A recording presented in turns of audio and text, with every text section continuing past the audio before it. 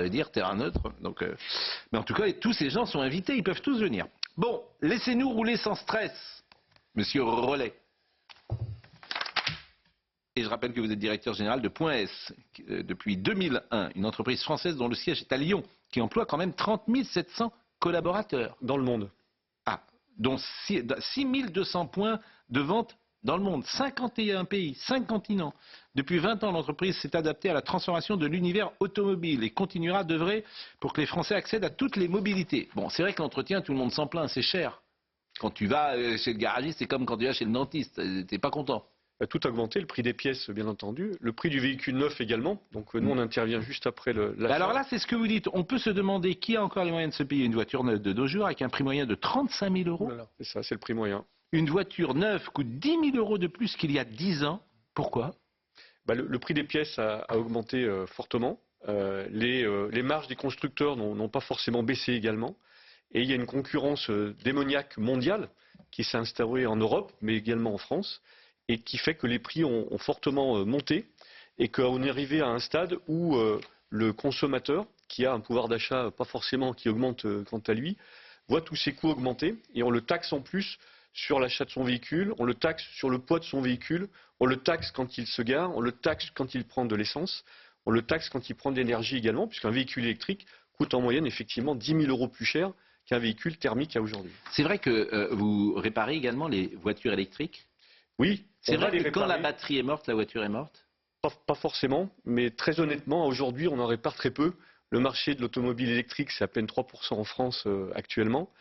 Et on n'est pas prêt d'arriver au tout électrique, même si la Commission européenne l'avait décrété. Et vous pensez qu'en 2035, par exemple, il n'y aura plus de voitures neuves thermiques qui seront vendues? Non. Vous pensez qu'on reviendra dessus? On continuera effectivement à vendre et à réparer, quant à nous, des véhicules thermiques, fort heureusement. Oui, mais ça, la Commission européenne, ça veut donc dire qu'en 2035, vous pensez que l'Europe va revenir sur cette disposition? C'est obligatoire ou quasiment obligatoire. Mais la filière, paraît-il, ne veut pas. La filière dit qu'ils sont allés tellement loin qu'ils ne peuvent pas revenir en arrière parce qu'il faut 10 ans en fait, de stratégie. Et c'est ce qu'avait dit, je crois, comment s'appelle Monsieur Ferracci, je crois, qui était venu un matin. Ministre de l'Industrie. Exactement, il avait dit, alors je ne sais pas s'il a raison ou pas, il avait dit tous mes interlocuteurs ne veulent pas revenir en arrière parce que tout est engagé. Oui. Et revenir au thermique, c'est tellement lourd, c'est 10 ans à chaque fois les décisions que tu prends, les conséquences.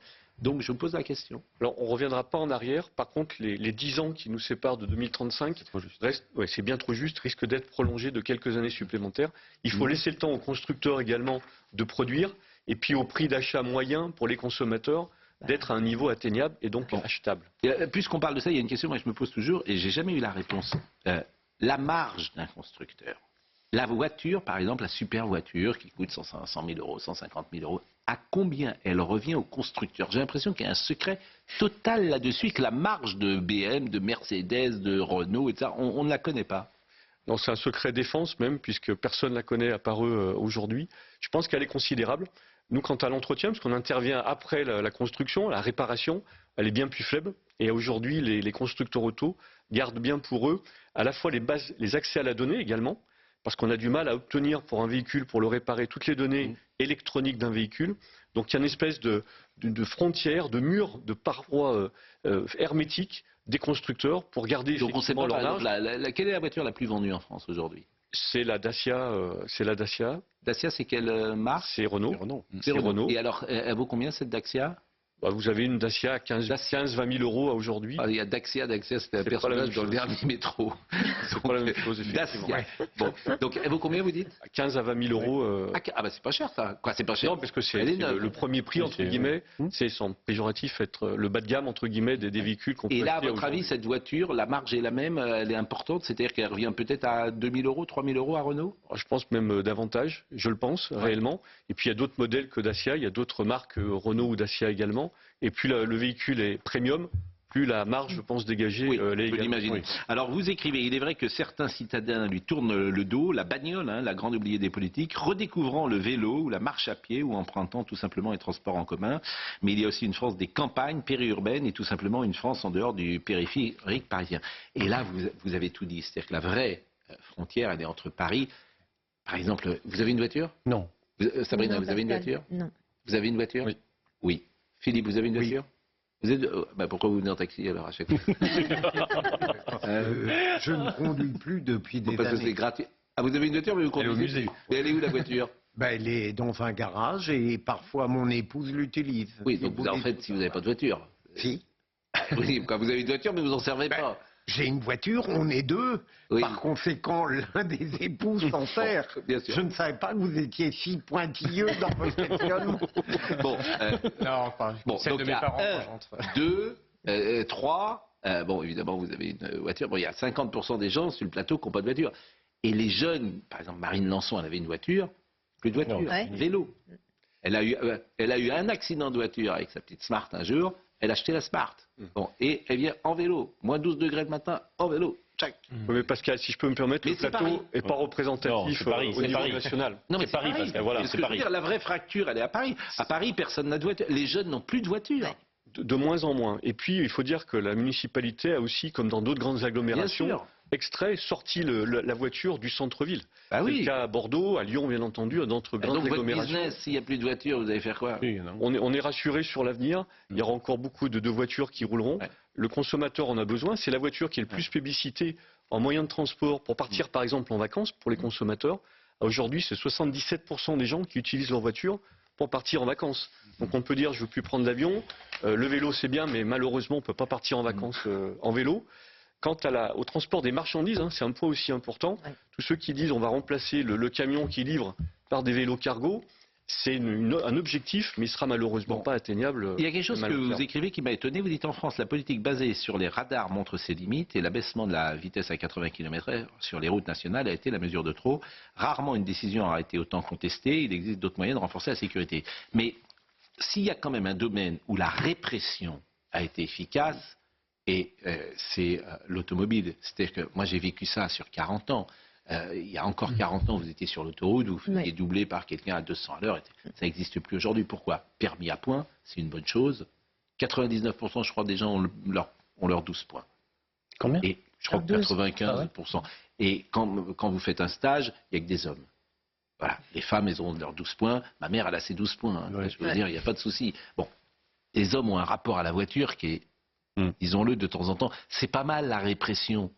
Bien sûr, elle a du bon, mais elle a du moins bon également. Je vais prendre un exemple qui est la loi montagne. Vous êtes tous au courant qu'il y a 3 ans, l'État et l'Assemblée a voté, validé le fait qu'on doit être équipé pour les régions à neige. Donc déjà, le découpage est mal fait parce qu'il y a des départements, je vais prendre l'Isère par exemple, où il y a certaines communes qui sont soumises à cette loi montagne et d'autres qui ne le sont pas. Ça, c'est le premier point. Et puis 2, le décret qui est sorti, malheureusement à date, il n'est pas appliqué. Donc c'est dommage parce qu'aujourd'hui on a des clients qui sont un peu perdus tout d'abord et 2 qui ne viennent plus faire changer leurs pneumatiques, donc qui les usent plus rapidement parce que sur route sèche on use plus rapidement un pneu hiver ou un pneu 4 saisons, ça a été Oui. la mode il y a quelques années. Il y a des À pneus l'inverse, 4 saisons. il y a des pneus 4 saisons. Comme la Ça aussi c'est des fabricants de pneumatiques dont on ne connaît pas la marge non plus, qui ont sorti cette nouvelle idée lumineuse pour justement peut-être gagner aussi un Ça peu coûte cher les d'argent. pneus. Hein. Ça coûte cher effectivement. Ah oui. Et à aujourd'hui, le pneu 4 saisons a moins d'utilité. En tout cas, nous, on préfère conseiller des pneus hiver sur route enneigée et des pneus été sur route. Oui, alors ça c'est pour la sèche. montagne évidemment, parce que la neige en pleine, c'est quand Oui, même mais assez ce qu'on rare. risque d'avoir, Mais- c'est un encombrement un jour. Et si je rentre chez vous, d'autoroute, par exemple chez Point, je dis je voudrais un pneu 4 saisons, on va Oula. vous orienter davantage sur un pneu hiver si vous habitez plutôt dans l'Est France, ou sur un pneu été si vous roulez dans l'Ouest de la Bon, France. c'est très politique votre livre. Hein. Par exemple, vous dites nous vivons une drôle d'époque avec des ONG. C'est pour ça que je dis c'est pas si fréquent votre prise de position. Nous vivons une drôle d'époque avec des ONG qui haranguent les pouvoirs publics pour décarboner le transport et des affrontements violents sur les réseaux sociaux entre pro et anti-voitures électriques, avec au milieu des militants du climat qui souhaiteraient voir disparaître l'automobile. L'écologie est l'affaire de tous et ne devrait pas susciter de telles tensions, mais il y a la réalité du portefeuille. Sans vouloir opposer climat et pouvoir d'achat, les ménages ont un certain nombre de priorités, dont le logement et l'alimentation, mais aussi les déplacements. Mais c'est quasiment un discours politique. Je sais Bien pas, écrit. et d'abord, c'est très bien écrit. Oui, Je ne sais pas votre formation, monsieur Rollet, mais effectivement, il n'y a pas que le chef d'entreprise, il y a aussi la dimension culturelle, sociétale. Oui, je pense également, parce qu'on est une enseigne de proximité, comme votre chaîne l'est auprès des consommateurs. On voit bien les gens qui viennent nous voir aujourd'hui, ils ont un problème de pouvoir d'achat. Et les lois qui ont été faites jusqu'à présent, ces tensions médiatiques aussi, ont veillé à mettre en otage l'automobiliste a aujourd'hui comprimé entre d'un côté le pouvoir d'achat qui se réduit et de l'autre côté un aspect environnemental qui est évident pour toutes et tous, mais la conciliation des deux est et reste très difficile. C'est pour cela que nous, on est une enseigne qui essaye, dans sa proximité, dans le conseil également à l'automobiliste, de lui conseiller le bon produit, le bon délai de remplacement de ses pièces, parce qu'on constate parfois également que les pièces sont remplacées trop rapidement, et une usure trop rapide, eh bien, c'est la régénérescence des produits qu'on essaye de limiter, ou en tout cas de faire durer le plus longtemps possible. Bon, le contrôle technique, c'est combien aujourd'hui? C'est quel prix? Ça dépend. Alors ça dépend des... et puis c'est une durée aussi dans le contrôle technique. Ouais. Compter à peu près 80-90 € pour vérifier le contrôle des pièces essentielles de Et votre c'est véhicule. tous les combien, ça, le contrôle? Les 2 ans. Tous les... Vous êtes à jour hein, Vous avez une personne qui s'occupe de ça pour vous? Un chauffeur. Bien sûr, c'est mon chauffeur qui Alors, voiture est en Il est en livrée, il est avec la Bien casquette. sûr, il est en train de nettoyer ma voiture, là. Et puis quand je reviens le soir, La voiture à cocarde. n'importe quoi. Non, non, mais effectivement, et c'est drôle parce qu'effectivement, on cite souvent Georges Pompidou, arrêtez d'emmerder les Français. Donc, Il paraît qu'il ne l'a pas dit, d'ailleurs. Et- Non, non. Mais on fait Pompidou grille du coq avec la clope au bec mais et non, sa mais voiture. c'est vrai que Mais il a une c'est- pensée, en tout cas. C'est vrai que j'entends ce que vous dites, c'est-à-dire qu'aujourd'hui, là aussi, le camp du bien a ciblé la voiture, le camp du bien a ciblé l'avion, le camp du bien a ciblé la cigarette, et que cet état d'esprit-là est vraiment agaçant. Je peux pas vous dire Parfois, autre il a chose. raison. Ouais, sur la Le cigarette. candidat. Oui, mais- Parfois, non, mais Oui. pardon d'être nuancé. oui, La cigarette, c'est très bon qu'on soit plus ennuyé dans les cafés. Ça c'est vrai. On a vécu quand même. Formidable. C'est vrai. Formidable. Oui, mais il y a des évolutions qui ont été faites. Mais- Je prends oui, l'exemple des là, on- produits oui. sur un véhicule. Non, non, c'était pour prendre. oui, mais ce que je veux vous dire, l'état d'esprit, c'est bon. Ce que je remarque, moi, et c'est cet état d'esprit, avant, il y avait une forme de courtoisie, tu fumais, tu demandais ça vous dérange pas, et puis la personne, Oui. il y avait une forme de tolérance et un état d'esprit qui pouvait me convenir. Oui. Aujourd'hui, vous êtes en terrasse, il y a une personne à 25 mètres, vous êtes en train de fumer, puis elle commence à faire des grands gestes comme ça. Et ça. Et cet état d'esprit, je trouve qu'il d'accord est avec vous. insupportable. C'est ça que je veux vous dire. Parce que la courtoisie singulière et collective, c'est complètement. Parce qu'en fait, c'est comme les gens à vélo. Dans Paris, ils sont insupportables. Tout le monde le sait. Ils te tapent sur dessus, ils te tapent sur ton rétro, etc. Bon, Les priorités. voilà. Et moi, vraiment, non. Marine Lançon me dit que je. Quand ils se font pas écraser. Non, Quand ils se font pas je vous écraser. assure, Ouais, quand ils sont je fais pas très attention, justement. Je roule à 20 à l'heure dans Paris. J'ai tellement peur. Ah bah, et qu'en marche arrière. Parce que j'ai tellement peur. Non, mais t'as tellement peur de shooter un cycliste. Tu fais extrêmement attention, à juste titre d'ailleurs. Et ça part à droite, à gauche, il y en a partout, et des trottinettes. les trottinettes. Voilà, donc tu fais très attention. Mais je suis pas sûr que la ville soit faite pour le vélo. Oh, Non, je suis d'accord. Je suis pas sûr. Je suis pas sûr. On l'aménage aussi. Comment? Si, quand même. Bon. Il y a quand même. bel argument. Ah, j'étais à bloc là. Bah, écoutez, quand vous avez 3 enfants et que vous voulez aller à vélo et que vous les emmenez à la crèche ou Ouais. partout, évidemment, vous n'avez pas d'enfants Le gros vélo cargo. Une voiture. dans Paris. Je suis beau-père. Oui, C'est un statut. oui. Bah, Famille recomposée. Pensez aux familles ah recomposées. oui, ça marche pas. Ou mal. C'est un truc, des familles recomposées, Non. c'est compliqué. Ah, vous me donnez des perspectives. Mais Mais c'est les bien. familles recomposées, c'est difficile. Il est 12h30, il est 10h32. Somaya, c'est à vous.